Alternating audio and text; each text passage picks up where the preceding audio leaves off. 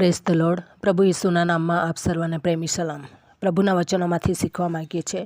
યશાયા પ્રબોધકનું પુસ્તક, તેનો 30મો અધ્યાય અને 15મી કલમ. ત્યાં લખવામાં આવ્યું છે, પ્રભુ યહોવા ઇસ્રાયેલનો પવિત્ર દેવ કહે છે કે પાછા ફરવાથી ને શાંત રહેવાથી તમે તારણ પામશો. શાંત રહેવાથી તથા શ્રદ્ધા રાખવાથી તમને સામર્થ્ય મળશે, પણ તમે એમ કરવા ચાહ્યું નહીં. ઇસ્રાયેલ લોકોનો પ્રભુ દેવ હતો અને એ પવિત્ર દેવ હતો. ઇસ્રાયેલ લોકોની ચિંતા અને કાળજી કરવાવાળા ઈશ્વર હતા અને એમના પણ નીતિ નિયમો હતા. પરંતુ એ નીતિ નિયમો પ્રમાણે ઇસ્રાયેલ લોકો ચાલવા માગતા નહોતા. પ્રભુ કહે છે કે તમે પાછા ફરશો, પાપથી પાછા ફરશો તો તમને તારણ મળશે, તારણ પામશો. શાંત રહેવાથી તમે તારણ પામવાના છો. શ્રદ્ધા રાખવાથી તમને સામર્થ્ય મળવાનું છે. પરંતુ એ લોકો તે પ્રમાણે ચાહ્યું નહીં. શાંત નહીં રહ્યા, શ્રદ્ધા રાખી નહીં, પાછા ફર્યા નહીં અને એના લઈને એ લોકોની મરજી પ્રમાણે પ્રભુ પાસે તારણ મેળવવાની ઈચ્છા રાખતા હતા. પ્રભુના નિયમો અલગ છે, આપણા નિયમો અલગ છે. પ્રભુ તેમના પવિત્રતાની રીતે એ નિયમો આપણને આપે છે. કયા સહેલા છે તે પ્રમાણે આપે છે. પરંતુ આપણે શું કરીએ છીએ? આપણે શું કહીએ છીએ કે પ્રભુ અમને અમારી ઈચ્છા મુજબ જોઈએ છે. હવે આપણી કેપેસિટી શું છે? આપણી મર્યાદાઓ હજારો છે. પ્રભુની કોઈ મર્યાદા નથી, પ્રભુની કોઈ સીમા નથી. એ ગમે તે રીતના આપણને આપી શકે છે.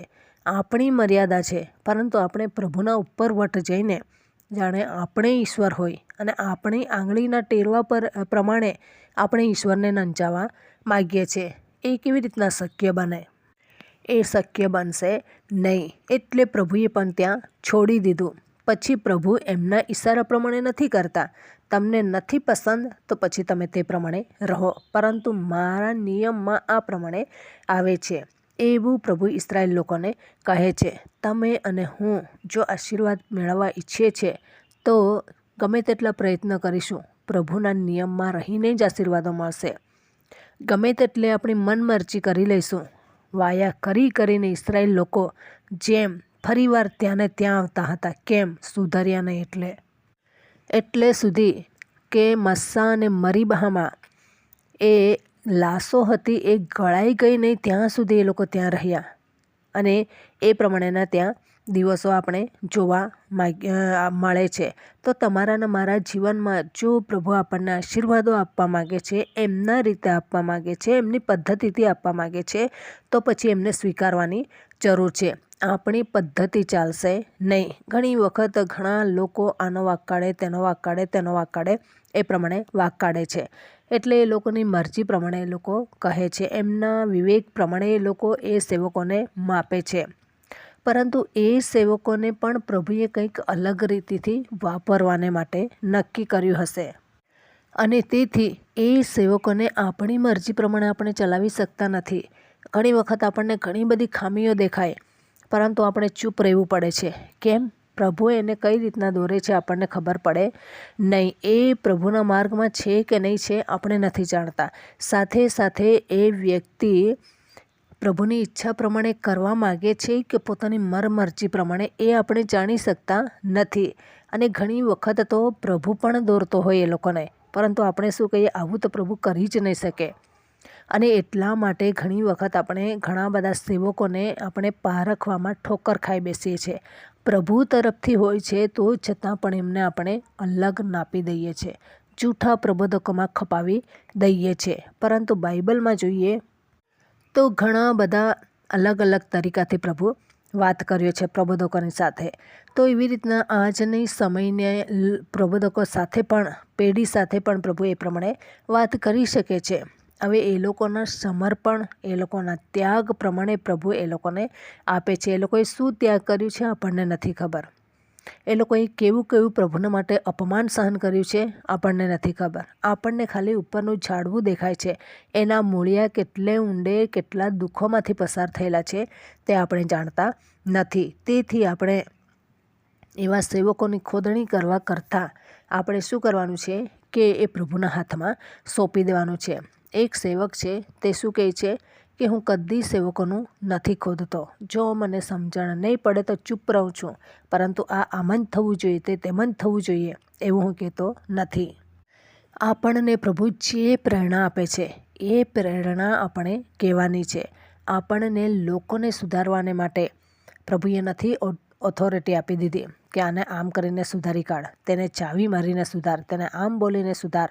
આપણે ઘણી વખત ડિસિપ્લિનમાં લાવવાને માટે કોશિશ કરીએ છીએ. જો પ્રભુ તરફથી નહીં અપાયેલું હોય તો ચૂપ રહેજો. પ્રભુ તરફથી નહીં અપાયેલું હોય તો ચૂપ રહેવાનું છે. એમાં આપણે દોષી પાત્ર બનવાના છે. એટલા માટે જ્યારે પ્રભુ આપણને દોરે છે, શાંત રહીએ, પાછા ફરીએ અને એ પ્રમાણે શ્રદ્ધા રાખીએ તો આપણને સામર્થ્ય મળશે.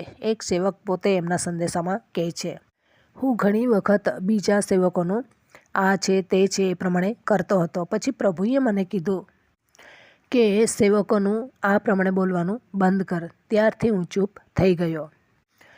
આપણને પ્રભુ કેટલું બોલવા કહે છે તેટલું જ બોલીએ. પછી ઘણા બધા પ્રશ્નો હશે તેને છોડી દઈએ. એક વખત મારા જીવનમાં એવા પ્રશ્નો આવીને ઊભા રહ્યા. એક સેવક માટે ઘણા બધા લોકો કહેતા હતા કે આમ છે, તેમ છે, તેમ છે, જૂઠા પ્રબોધકો. પછી મેં મારી રીતે સંદેશા સાંભળવાને માટે પ્રયત્ન કર્યા. સંદેશા સાંભળ્યા તો મારી રીતે મને યોગ્ય લાગ્યું, પણ કોઈ સહમત નહીં થતું હતું એટલે હું ચૂપ જ રહી. પછી એક પત્રકારે એના માટે એક સંદેશો તૈયાર કર્યો. પ્રભુ ઈસુના સમયમાં શિક્ષણ વધારે નહીં અપાયું હતું, પરંતુ ચમત્કારો વધારે થયા હતા. તો આજના સેવકો ઘણી વખત ચમત્કારો તરફ એ કરે છે અને લોકો આકર્ષાય છે. લોકો આકર્ષાતા નથી, પરંતુ લોકોની જરૂરિયાતો હોય છે. ડૉક્ટરે ના પાડી દીધી હોય, ઘરમાં પૈસા નહીં હોય, લોકો શું કરે? એટલે એ સેવકો પાસે જશે. પ્રભુએ એમને વરદાનો આપેલા હોય છે. પ્રભુની પાસે જે વરદાન હતું એ વરદાન શિષ્યોની પાસે નહીં હતું, પ્રભુની પાસે હતું. એવી રીતના પ્રભુના શિષ્યોને પણ પ્રભુએ અલગ અલગ રીતે ઉપયોગ કર્યો. તો એવી રીતના પછી પત્રકારે કીધું કે તે સમયમાં શિક્ષણ મહત્ત્વનું નહીં હતું પ્રભુના સમયમાં, પરંતુ લોકો કેમ આવતા હતા પ્રભુની પાછળ સાજા થવાને માટે. અને પ્રભુએ એમને એમ નહીં કીધું કે બાઇબલ પર વિશ્વાસ કરો, વચન પર વિશ્વાસ કરો, કેમ કે તે સમયમાં લોકોના હાથોમાં નિયમશાસ્ત્ર હતું જ નહીં. અને એના લઈને પ્રભુએ શબ્દ દ્વારા એમને સાજાપણું આપ્યું અને એ લોકો બધા શિક્ષણ નહીં પરંતુ સાજા થવાને માટે આવતા હતા. પરંતુ તે સમયમાં કોઈ લોકોએ વિરોધ કર્યો નહીં. શાસ્ત્રીઓ અને ફરીસીઓએ વિરોધ કર્યો, પરંતુ પ્રભુએ એ બધા જ લોકોને સાજા કર્યા. તો